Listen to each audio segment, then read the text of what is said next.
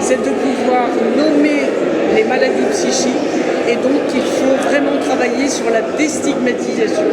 C'est un point important parce que cette stigmatisation fait que de toute façon les personnes ne vont pas aux soins, c'est que les politiques ne prennent pas en compte réellement ni ce que sont les maladies, ni ce que sont les handicaps psychiques.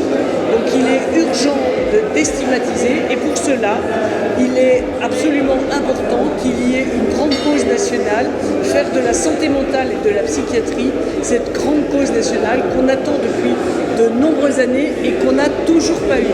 Donc c'est vraiment un des points importants aujourd'hui.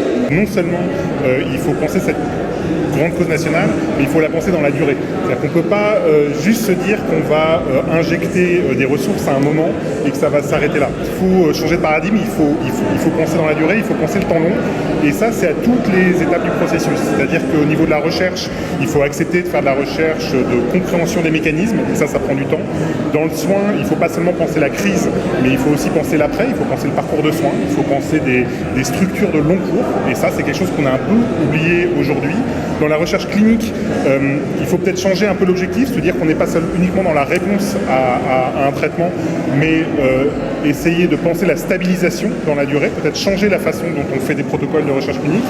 Et puis si je vais jusqu'au bout de la logique, peut-être dans la façon dont on finance les choses, accepter peut-être de perdre un peu d'argent tout de suite pour en gagner plus tard. C'est-à-dire ne pas trop se focaliser sur les économies de court terme, mais penser le temps long, penser le long cours et se dire comment on va améliorer les choses dans la durée.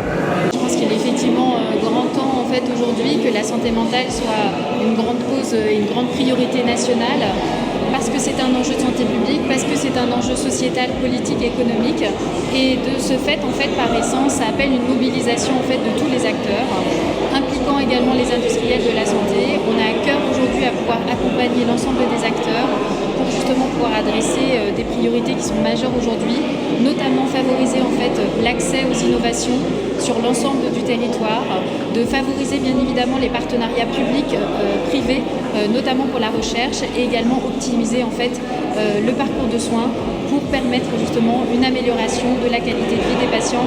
Et ils sont nombreux en fait aujourd'hui et demain qui souffrent des troubles psychiatriques.